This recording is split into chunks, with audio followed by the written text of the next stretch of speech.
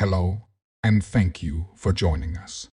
Today we delve into the current situation of Russia and Ukraine war. According to Douglas Macgregor, Zelensky might be trying to involve the US in the conflict, fearing abandonment as financial and military support dwindles. Millions of Ukrainians have fled the country, and over 500,000 soldiers have been killed or injured. Yet, Zelensky remains confident in victory.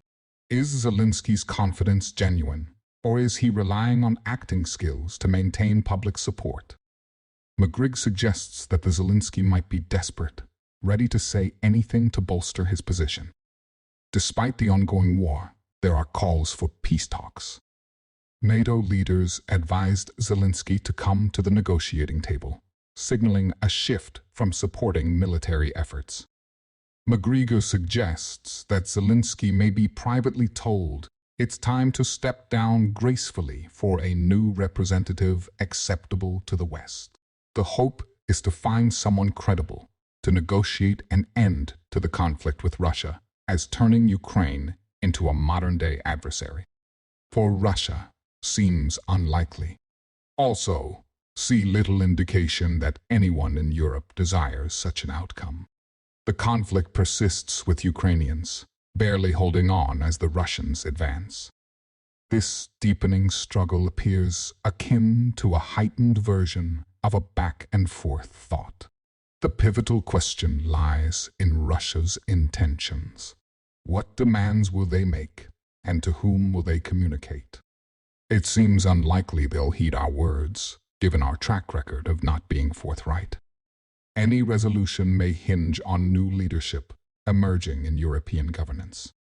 Zelensky has declared no elections in Ukraine for the foreseeable future and restricted the Orthodox Christian Church.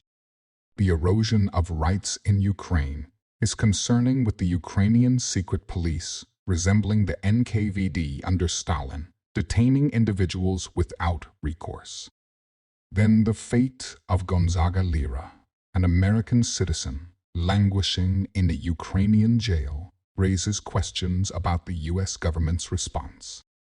Attacks on military and politically significant targets have increased, likely in response to the growing defection of Ukrainian forces. Ukrainian commanders surrender smaller units due to inadequate medical infrastructure, and Russian pressure intensifies as they approach the upper river. The hope for diplomatic intervention has not materialized, giving Russian forces little reason to halt their advance. While Moscow may be considering the endgame, certain realities remain. Initial skepticism about the Russian forces' size has given way to a sustained and escalating conflict. The absence of a diplomatic initiative leaves the situation in a precarious state. As the world watches, uncertainties persist regarding the future of Ukraine and its people. Stay tuned for further developments as events unfold. Critics initially argued that there were insufficient Russian troops and questioned their strategy, claiming they didn't know what they were doing. While there is some truth to the latter, it appears Putin never intended to push all way to the upper river. This surprised observers, including myself, who expected a historically typical Russian approach of advancing deep into Ukrainian territory to encircle and eliminate opposition. Putin's miscalculations stem from underestimating the vehement response from the West, particularly the hostility emanating from Washington, D.C., and other European capitals.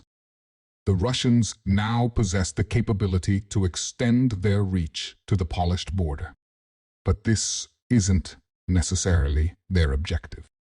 The Russians, recognizing the distinct identity and cultural foundation of Ukrainians, are wary of ruling over a population with whom they share little affinity. Contrary to assumptions, the Russians have no interest in resurrecting the Warsaw Pact or burdening themselves with the economic drain of territories like Cuba. The key question now is who will step forward, admit the war's conclusion, and take ownership of the negotiation process. Until this unfolds, It is anticipated that Russian forces will press to the upper river, a natural dividing line. The subsequent challenge is determining who will negotiate, and if no one steps forward deciding the fate of Kiev, the Russians are clear that they will not tolerate a NATO-affiliated rump Ukraine or a government in Kiev that is perpetually hostile to Russia. Their aim is an amicable Ukraine, not aligned with a hostile alliance.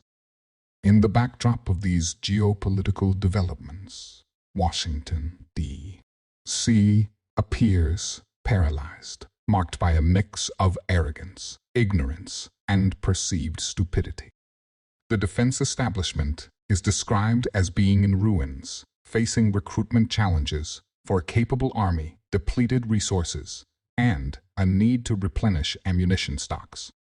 The prevailing open border situation and economic challenges further complicate matters, contrary to the optimistic narrative portrayed in some media outlets.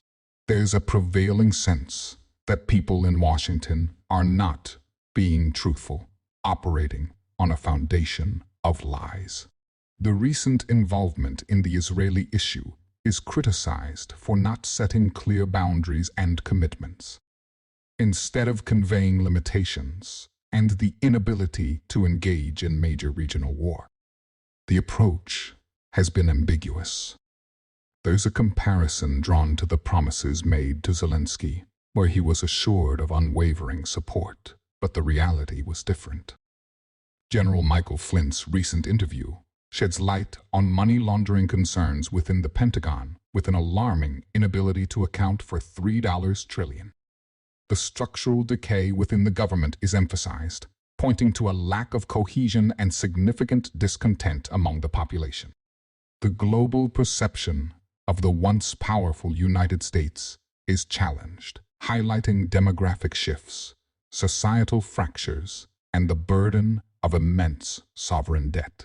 The speaker contends that the U.S. is ill-prepared for any war at this juncture, citing domestic challenges and the need for substantial reforms.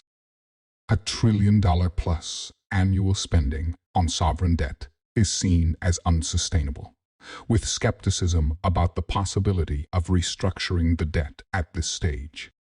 The debt held by various entities, including the Saudi, Chinese, Japanese, British, and other Europeans, seems unlikely to be repaid. The dire prediction is that the U.S. is heading toward a precipice, possibly already over it, and drastic change will only come when hitting the bottom. Despite warnings from figures like General Flint, many Americans seem disengaged or optimistic that the government will resolve the issues. The fragility of the current state of the United States is a recurring theme, suggesting a critical need for attention and action. As we settle into discussions about the challenges facing our nation, there's a growing concern about the future, especially among those preparing for retirement. The question arises, what happens if essential support, like checks and food stamps, were to cease?